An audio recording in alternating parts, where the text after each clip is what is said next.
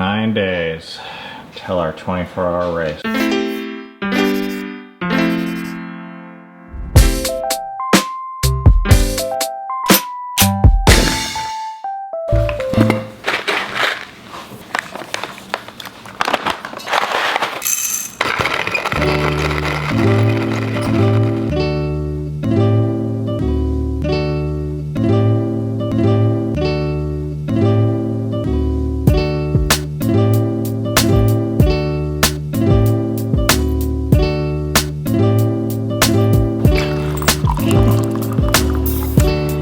I woke up this morning, it felt really good to go to exercise with Dove, and Eden joined, and then I did a 4-mile run with Memory, actually. I feel super tired right now, but I think I'm just gonna try to take a nap. I like this rhythm of the exercising 3 mornings a week, but I didn't get much sleep last night. So I think that was probably a mistake, but it happens, whatever. This morning I scheduled with Eden before she walked out the door for school. I said, because she told us that there's this window that she knows that if we're up in the attic, there's this window that she can look out from school and see us if we're up in the attic. So I said, okay, I'm gonna set my alarm for that, 8:56 a.m. So sure enough, at 8:58, I see her and she waved for 2 seconds, and I think 1 or 2 of her buddies or someone was like, oh hi. So that was pretty funny. Show you approximately, it's right behind our shed. So there's that window there, and there's a window right underneath there. That's a staircase.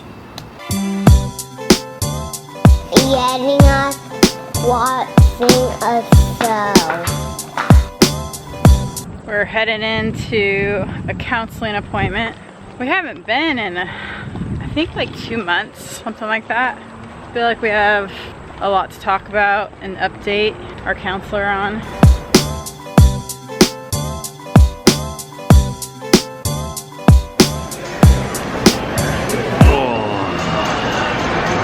We are doing our counseling debrief. Post-therapy. Therapy. How do you feel? It was good to connect again with our counselor. It had been a while.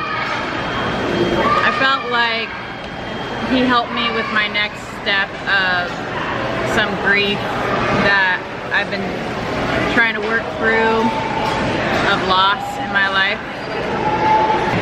One of the things that's been nice and made it worthwhile for us to go to counseling is our counselor has studied enough and observed enough that when we share a story of what's going on with us that seems really original and crazy, he's able to give his insight about patterns that he's seen about the same process that we're going through, but he's seen it in other people. So I think it makes it less powerful in a good way. It's not really emotional for him. He's just saying, but a lot of these relationships, especially with family, are emotional for us. And it makes it hard to see clearly. So when he says, well, have you thought about this? And he offers this insight or observation into a pattern that he's seen a lot of. I think it's done a couple of things. It's made me feel more normal. It's made me feel less crazy. And it sometimes gives us more clarity on how to make a decision about what to do. That's what I feel like. It's hard to put a price tag on that, because it's not just like reading a book. Books help too though. Yeah. Well, it's a different type of interaction than reading a book. So I think it kind of stimulates other parts of my brain to kind of work through certain things, or to be able to see certain things a certain way. The other thing we talked about was just knowing how to handle some stuff with one of our kids. Particularly sexuality. But yeah, which is really hard for us because we come from this very conservative, puritanical religious background that as much as we're, you know, have tried to come out of that, sex is still a really hard thing for us to talk to with our kids, especially, which I feel like I want to give myself kindness around that. Like, it's okay, Cami, like this is where you came from. But it also kind of makes me sad because I want to give my kids more, but I feel like I can't. Like, I feel like I can just give them, you can only give them what you have. But I'm glad we have our counselor to help us with that. And talking to this guy makes me realize that I can't trust my first instinct of what I want to do and what I want to say when it comes to responding to my kid's sexuality. I mean, I can, but I think there's better answers out there. And if I just respond like what comes to my gut or what comes to my mind first, which is a lot of based on my own background and experience, I have a feeling I will regret my response, because these things that I say have a lasting impact on my kids. And I don't know, I don't want to freak people out, or I think it's okay to make mistakes, or, you know, change your mind and say things you don't regret. But I'm also really thankful that we're able to talk to this therapist and get his take on sexuality in teenagers and how to actually educate them in this area that I have never seen talked about that much. No, I think even in a non-religious environment, sex is not talked about enough, typically, with kids, teenagers especially. It's kind of left like, hey, why don't you figure this out on your own?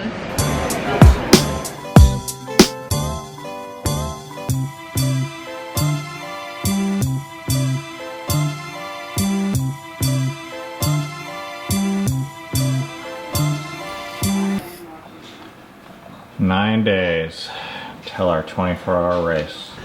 I have been putting off running today. It's 5 o'clock. So hot out right now. I can't get up. After the counseling session, I just like took a nap on the couch, but it was like sticky and hot. Right now it's 93 degrees out, but it says, you guys ever look at this? Cami got me all excited about this number. It says feels like 97 right now. Also, I've been getting a lot of questions. Everyone's asking about these shoes that I wear running. So I'm gonna give you guys a little spiel here because I get sick of seeing it in the comment section. These are called Huarache style running sandals. This particular brand is called Bedrock. I bought this pair about 6 years ago. As you can see, they are like paper thin. I mean, there is no padding. This rubber is like hard as a rock. And for 6 years I've been wearing these things when the weather is nice. So I wear them for probably about 6 months out of the year because they mimic a barefoot running style. Hang on.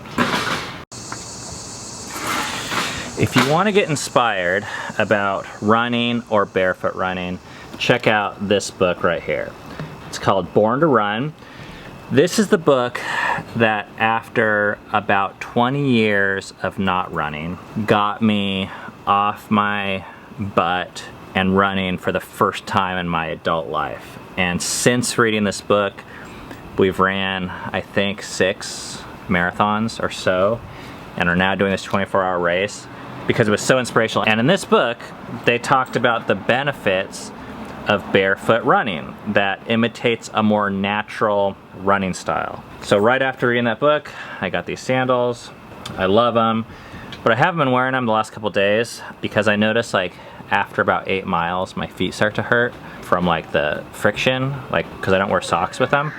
All of the kids, and we also have these like Ultra running shoes that Ultra has been kind enough to essentially sponsor our family this year and send us shoes that we're gonna be using for this longer race. But today, since I'm only doing 4 miles, because it's so hot, I'm going back to the sandals. How you feeling, Filia? Filia is running in the Ultra Solstice model. These are the Vanish. I'm not doing like a shoe review or anything like that, but I do want to say thank you to Ultra for sending us the free shoes because it's really nice.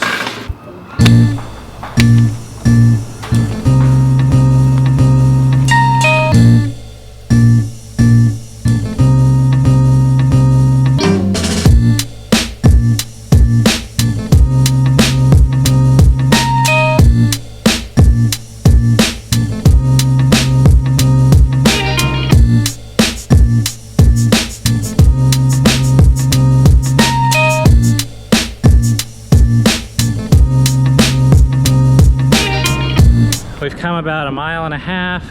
We're getting ready to do the short run this way. Eden, what's your plan? I was gonna try and do the Covington run and then Sawyer Point. So like 8 miles? Alright, well good luck. Alright, have fun. Be safe. Crazy kids.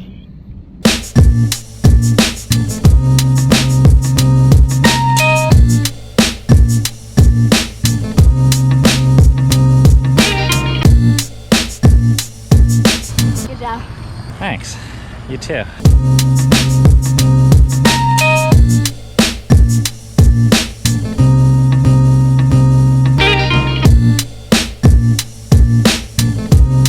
Hey, come on!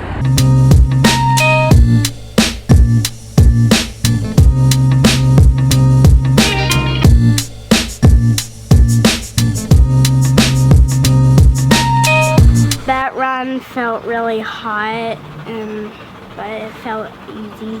I haven't done that run in a long time. The race coming up, I'm kind of excited, but I'm also kind of nervous. Hey guys, I'll post a link to this book in the YouTube description. If you guys are interested in checking it out. If it is, hopefully it's inspirational to you as it is to us. What's for dinner tonight? Chipotle. Oh, can I come and play the side? That's not Chipotle. That's Chick-fil-A. Ooh, can I go deal with you guys? Yeah, we're gonna go to Chipotle tonight. Is that Chick-fil-A? No. Look who just got back. How was it? Kind of hot out there, huh?